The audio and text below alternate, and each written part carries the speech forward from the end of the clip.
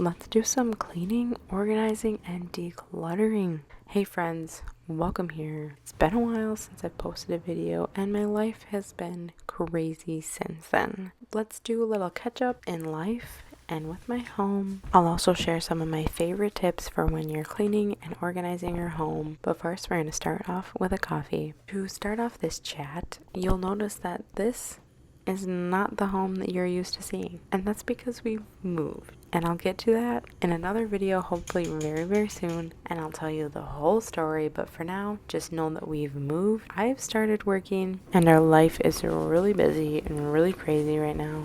Now when my home starts to feel a lot overwhelming and there's just piles and piles of things everywhere, I like to initially sort it by zones. Usually these zones can depend on a room or a theme of stuff that you have. For example, a lot of this stuff is just extra things that we need but we don't use all the time. Luckily, we have this space behind our bathroom and we can use it for storage of these random items like diapers and toilet paper and things like that. I'm a big believer in everything in your home needs a home, and some of you might look at this and be like, I thought she was minimal. And you know what? We're all a work in progress. I am still a work in progress. I have a lot to learn. I have a lot to get rid of still. I'm showing you this so that you know that it's like progress, not perfection here. I am doing my best, and you can too. You don't have to have the perfectly aesthetic home.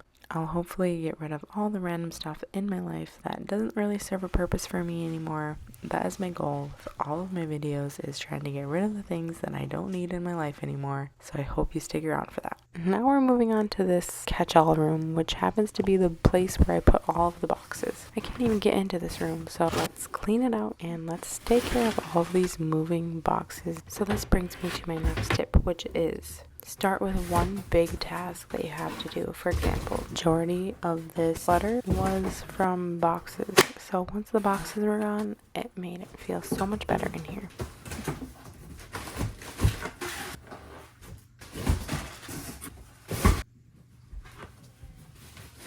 It's the next day and we're starting with my sourdough starter, and I hope that she grows and peaks today because I've been having some trouble since we moved. She's been in the fridge for a while. She just needs a good feeding and hopefully she'll perk back up. If you are interested in starting your own starter, I have a blog post all about it, which I'll link down below. I call it the non-fussy way to start a sourdough starter because I am not a fussy person and this makes it super simple. I'd love for you to check it out if you're interested. But welcome to the state of my kitchen. It is a utter disaster with no organization, and I just haven't had time to do these dishes. And there are so many dishes.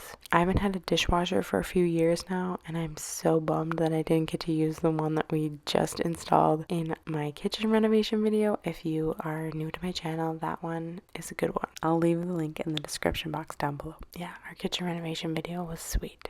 I guess this will bring me to my third tip, which is when you don't know where to start with cleaning or organizing, start with the dishes. That way, you always know what you start with, which is getting the dishes out of your sink. And then if you don't have any dishes in your sink, then you can put them away. The biggest thing for me is if there's dishes in the dish rack, when I go to do the dishes, it just feels like the job doubles. So if I can wash the dishes one day and put them away the next day, then I feel like dishes goes way smoother for me. It's not even like emptying the dish rack takes very long. It's just one of those, it just adds to the chore. I guess this brings me to another tip that I have, is called the 2-minute task. If you think that something that you're doing is going to take less than 2 minutes, you just do it right away. Rather than forgetting about completing a task, you just complete the loop right away. So for example, if you have a lot of coats and you get home and you just drop them where you're at, take those 2 minutes and hang up your coat and put your purse in a certain spot. Just take the time to finish and complete a task fully. You'll be surprised at how well you're able to manage your home if you just continually work on those 2-minute tasks.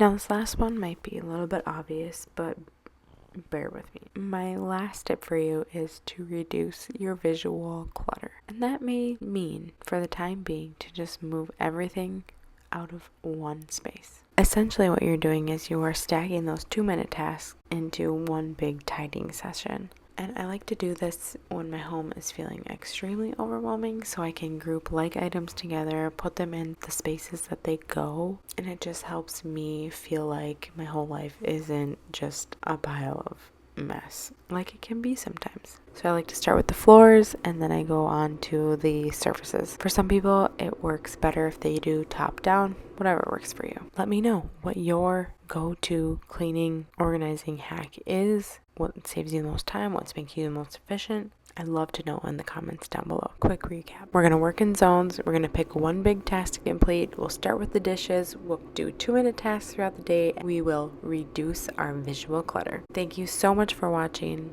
and I will see you in my next video. Bye!